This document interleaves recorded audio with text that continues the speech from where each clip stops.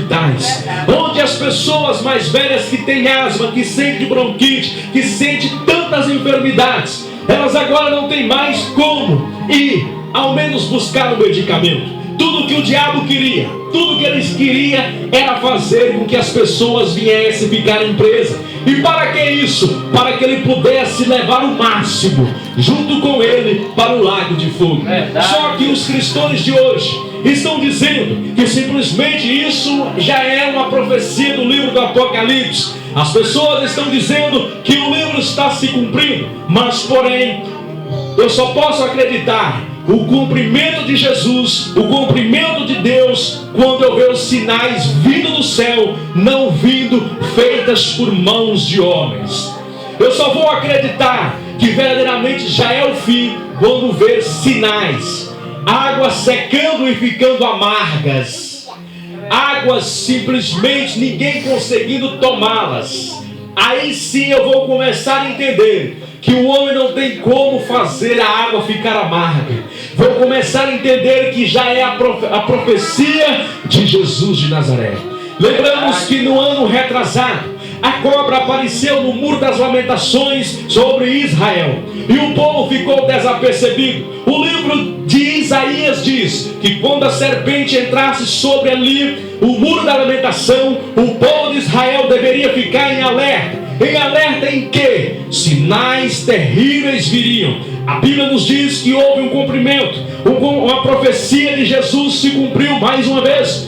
Do rio que secou há mais de 2000 anos atrás, passou então a ter água novamente. E o povo cristão está o quê? Dormindo, desapercebido. O povo cristão só está comendo e arrotando azedo. O povo cristão só quer ter roupa de marca, só quer roupa fina. O povo cristão só quer que os filhos sejam bem-sucedidos. O povo cristão só quer ter carrões parados ali para eles poderem se locomover. Nada contra quem tem condição, mas a obra de Deus vai passando. Verdade. E eu e você, irmão, vamos vendo tudo isso. Vamos vendo todas essas atrocidades. E o coração se angustiando, mas você não pode falar a verdade. Estava eu na oficina e chegou um pastor, e ele disse para mim: você esteve lá na farinheira? Eu digo: estava sim. E ali nós começamos a conversar, e às vezes eu falo demais. Por quê, irmão? Eu preciso aprender que todo conhecimento que eu tenho, quem é cristão leigo, eles são ignorantes. E eu disse dessa forma: só tem uma coisa, irmão, a se fazer nesse mundo, nessa história, nessa nação. Só tem uma coisa: todos nós vamos partir. Não adianta você ter medo, porque na minha igrejinha, Guardiões, lá, durante vida tiver, falarei a verdade. E se me convidarem para pregar longe, eu irei, falarei a verdade também. Qual é a verdade então, W? Eu digo: você precisa estar preparado. Verdade. Mas apóstolo, você estava preparado quando você foi batizar a bispa Enia, bispo Ricardo foi batizar a bispa Fabiana, você foi batizar a Bruna, você foi consagrar a pastora. Você estava preparado? Não. Você não teve nenhum estudo, ninguém te ensinou nada. Soldado, ele faz. Ele tem que estar preparado. Ele tem que estar na posição que ele foi chamado, que ele foi preparado. Porque, irmão, quem prepara eu e você não é o que prega, mas quem prepara eu e você é a sua intimidade com Deus. Aleluia. É a sua vivência com Deus, é a tua integridade com Deus e a tua fidelidade para com Deus que faz você então fazer as coisas sem saber na terra, mas o mundo espiritual é Deus que te guia para você fazer. Verdade. A Bíblia nos diz que então, quando Jesus esteve aqui nessa terra, Jesus estava dizendo que haveria dias maus sobre essa terra, onde que todo ser humano, eles só pregam e falam coisas maravilhosas. As igrejas que têm posses e dinheiros, que são ricas, é o papel delas agora sim, ajudar aqueles que nada têm. Mas o interessante é que formam-se brigas de religiões e a palavra de Deus fica no ar. É fácil nós falarmos de A e de B e conviver e ser igual a eles. Outro dia estava vendo na internet um pastor Paulo Júnior e o Silas Malafaia. E ele estava observando, um prega quase igual a nós. Só não é igual porque ele pede dízimo. Então ele não tem o direito de falar das outras igrejas. Se ele está ligado com as outras, mas após, você esqueceu, tem um vídeo lá que ele prega falando sobre o dízimo. Sim. Eu e você somos pobres, mas ele mora na melhor casa ali em São Paulo. Tem o melhor carro. Então peraí. Então tem uma coisa errada. Todos que eram de Deus padeciam para poder pregar a palavra de Deus. E hoje as pessoas não padecem mais. Antigamente as pessoas, para pregar a palavra de Deus, teriam que andar daqui em Nanuque para levar a mensagem de Deus. E hoje, não, apóstolo, ter um carro ficou mais fácil. Mas imagina o que o apóstolo Paulo, o que os outros passaram para poder levar a mensagem nas outras cidades. Mas hoje tem avião, eu entro no meu jatinho e vou. Mas, e antes? Como era antes? Irmão, tem uma coisa que está destruindo a vida do ser humano. Tem uma coisa que desde o princípio e a formação tem destruído o ser humano. E que esse sentimento que está destruindo o ser humano, eles nunca vão conseguir derrotá-lo. Por quê? Se você não conseguir vencer você mesmo, é impossível você vencer o diabo. Se você não vencer o seu medo, é impossível você ter coragem. Mas como assim? Hoje estava mexendo um somzinho aqui em casa, eu não sou eletricista, e eu sempre tive medo de pôr na tomada depois que eu faço as coisas. Hoje eu fiquei furioso, hoje eu vou colocar tipo acapocô. Pronto, ficava com medo, ia lá, corria, ligava o padrão. Não, pera aí, eu tenho que vencer o medo. E o que destrói o ser humano hoje é uma palavra: o egoísmo. Que destrói o ser humano. E esse egoísmo foi Satanás que colocou. Foi Satanás que pôs tranquilinho lá. Aí as pessoas aparecem: ore por mim. Não vou orar. No dia do velório ontem, apóstolo, vem cá fazer um culto fúnebre. Não vou, chama seu pastor. Você tem seu pastor, você chama ele. Mas por quê? Porque a verdade tem que ser dita. Eu acho que eu tenho que aprender, quando eu falo essas palavras, eu falo um pouquinho assim mais elevado, e as pessoas podem achar que eu estou falando com ignorância. Mas é a pura verdade, irmão. Se você não frequenta, se você não está na caminhada, se você não está comendo o mesmo sal, o dia que você for comer açúcar, vai empazinar, vai dar algo errado. Por quê? Porque você precisa se alimentar só de uma comida. Mas após eu ficar só na sua igreja, não é isso. Você precisa ter o conhecimento. Pregar, qualquer cachorro prega em esquina. Eu estou falando do cachorro animal. Até um cachorro, um gato, em qualquer esquina prega. Difícil é viver o que a letra está dizendo. Difícil será dar ênfase no que Cristo quer que nós viemos fazer.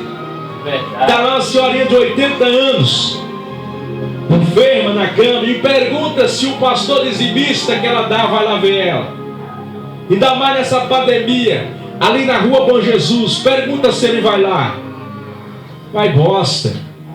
Por quê? Dia 5, que ela pegar o pagamento, ele vai bater lá para fazer uma oração. Porque o maledito quer só o dinheiro. Ainda tem gente no grupo dos guardiões que fala: não gosto do apóstolo porque ele simplesmente fala. Cadê os pastores que pedem dízimo agora? E eu vou falar o que aqui? Se você não gosta, sai daí. Se você não gosta, não converse comigo. Mas a verdade de Deus eu preciso transmitir. Por isso que está com a vida desgraçada toda. Porque o coração nunca conseguiu mudar o coração. O ser humano sempre quer ter as coisas sempre mais do que o outro. Verdade. Para o quê? Para poder olhar e dizer, tá vendo? Sou melhor que eu Ricardo, ó. Eu tenho uma casona na praia, eu tenho um sítio, eu tenho uma fazenda, ele só tem uma casinha. Mas não sabendo que ele tem na casinha dele, é mais feliz do que eu, porque eu vou dormir preocupado. Já pensou vir um assaltante me matar, meu Deus, me roubar? As pessoas não pensam isso. As pessoas vão para a igreja, para quê? Para mostrar. Vou mostrar para minha família que Deus restituiu, que Deus me deu tudo de volta o que eu havia perdido. Mas não sabe que o que deu não é o Deus dos hebreus, mas o Deus Senhor Baal que deu para essas pessoas. Verdade. Mas após, o mototáxi um dia me disse ali caminhando, mas eu fui na igrejinha ali, rapaz, o cara, eu dei R$10, ganhei o dobro, só porque eu devolvi o dízimo. Mas você precisa entender se é Deus ou se é o Satanás. Você precisa entender isso. Apóstolo, tem que pedir o vereador para te ajudar. Tem que pedir ninguém não, irmão. Aí agora o Bolsonaro está com o negócio de ganhar R$600. Hoje eu fui lá na assistência social, mas abri isso com ele. E você sabe que eu sou meio esquizofrênico. Ninguém vai conseguir me entender, porque eu sou uma pessoa difícil demais. E quando eu parei a motoca lá, eu falei assim, não vamos descer. Ah, mas por quê? Deus sabe. Ah, mas é ignorância. Não, se nós estiver ainda passando lá no chão, doente, enfermo, morrendo, sim, vou tentar ainda. Por quê, irmão? Mesmo morrendo, você tem que ter honra. Se você não honra o seu nome, se você não honra a pessoa que você é, como que você vai honrar o reino de Deus? Verdade. E você, irmão, e eu, não é orgulho. Simplesmente, quando você não pede ajuda a alguém, não é orgulho. Por quê? Porque você já sabe, quando você vai pedir, se eu pedir o bispo Ricardo, você me dá um microfone, ele vai me dar. Eu vou pedir ele porque eu sei que o coração dele vai estar aberto. Mas se eu chegar, vereador, você pode me dar tal coisa? Eu já sei a resposta dele. Por quê, irmão? Porque nós não temos convívio. Verdade. Nós não temos aquela coisa de um em carne. É ele para lá e eu para cá.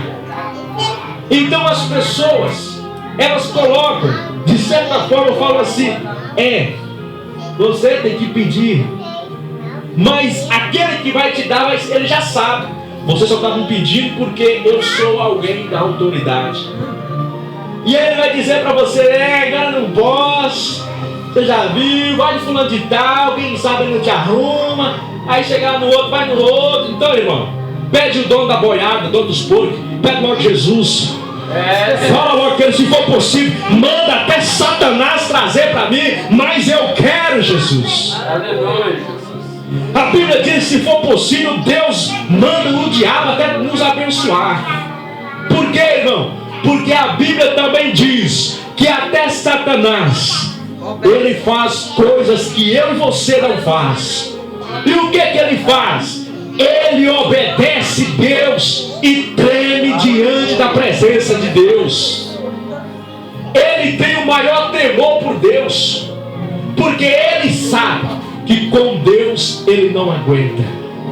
E eu e você não, nós vamos lá, nós erramos, nós peca, a pessoa vai lá atrás, faz coisa, ele está nem aí.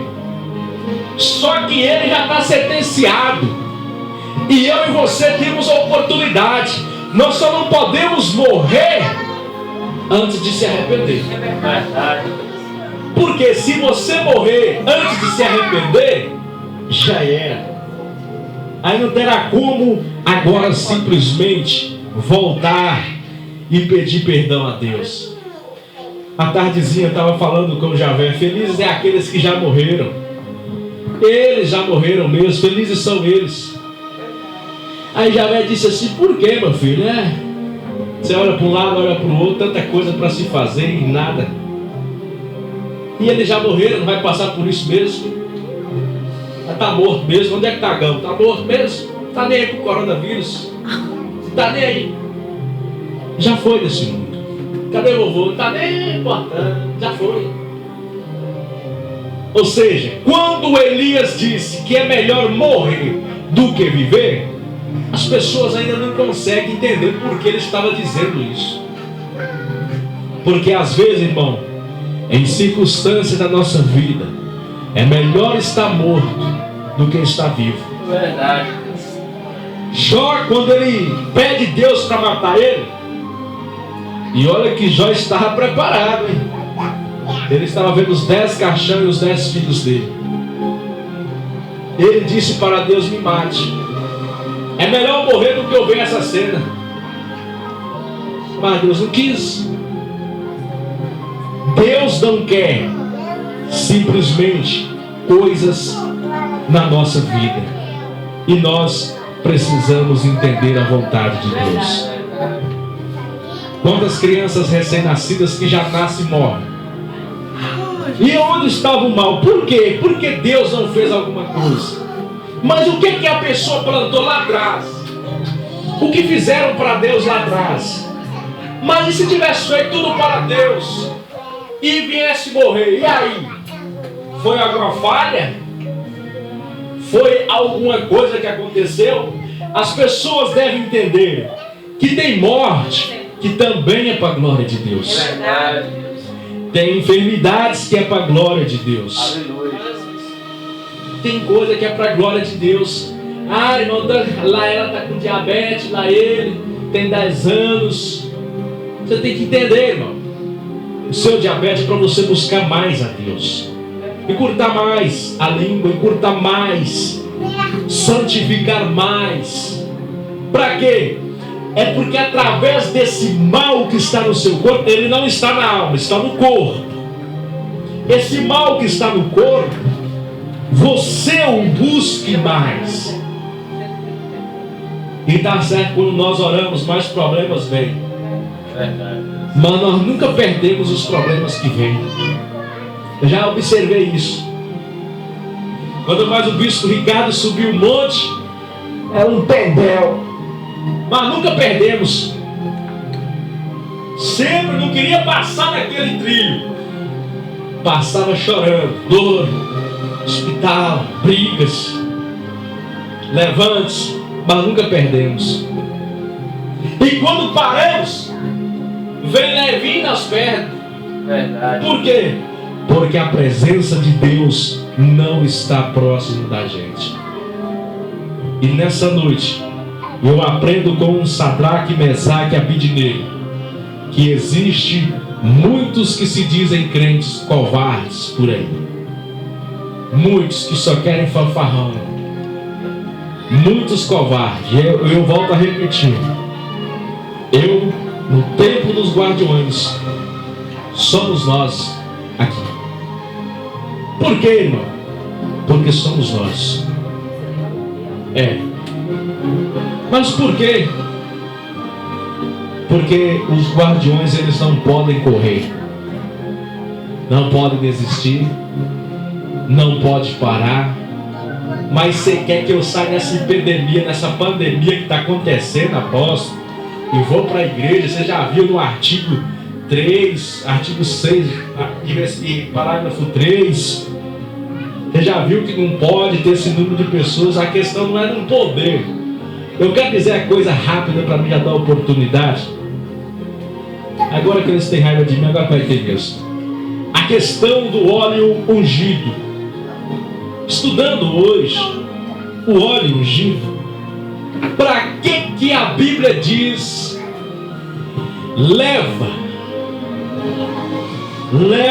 chama os presbíteros para orar para os enfermos? Quem era que tinha que chamar? Era alguém da família? Não, era o doente. Era ele que teria que pedir para chamar os presbíteros. E tragam o óleo ungido. A palavra óleo ungido no grego significa remédio. Ou seja, traga os presbíteros, eles vão orar, mas vai trazer um remédio, vai trazer uma solução. E o óleo ungido tinha ervas medicinais para poder curar as dores que a pessoa estava sentindo. Quando nós vamos orar numa casa de alguém e nós levamos um remédio, vamos fazer uma oração, vamos levar um resfriado. Está aqui, irmão, resfriado. Aquilo simboliza o óleo ungido, porque estamos levando Cristo e ao mesmo tempo estamos levando o remédio. É verdade. O óleo ungido nada mais, nada menos era um remédio. Isso no grego. Mas para ganhar dinheiro, aí tem óleo ungido de azeitona, de ovelha, de tantas coisas, carmesim, óleo não sei o que, óleo não sei o que lá. E as pessoas que é crente, elas precisam de um óleo, não sabendo a verdade, porque são leigos. Igual eu falei com a biscoeira caminhando hoje, eu estou estudando o livro do consumidor, os direitos do consumidor. Eu vou estudar e eu vou decorar assim como a Bíblia. Depois eu vou estudar sobre as leis que me protegem. Para que, apóstolo? Está ficando doido? Não, porque se eu for dar alguma assistência, for falar meus direitos, mas ali vai aparecer tanto sermão, mas eu sabendo o artigo, eu já falo pá, vou chamar o fiscal, o delegado, o juiz, porque a lei tal me dá essa autoridade. Mas se eu e você não sabe, vamos falar o quê? Não sei. Mas a apóstola não pregou agora que Deus, sim, exatamente. Mas você e eu temos que saber os nossos direitos. Não vamos brigar de pau e porrete. Não. Mas se nós não sabemos, vamos ser passados para trás a vida toda. E o que é que Deus disse para Moisés? Ensina o povo a lutar de espada e facão. Ensina. E agora vai a peleja e eu serei com vocês. Só viu guerra, igual Sarai. Quebrando tudo. Mas venceu. Porque eles tiveram coragem. E é assim que eu e você precisamos ter essa mesma coragem, para nós poder vencer esse mundo que está um caos. Essa noite nós estamos fazendo mais uma oração em nome de Jesus. Soberano Deus e eterno Pai, é nesse momento, ó Deus, que nós abrimos, ó Pai das luzes, o nosso coração.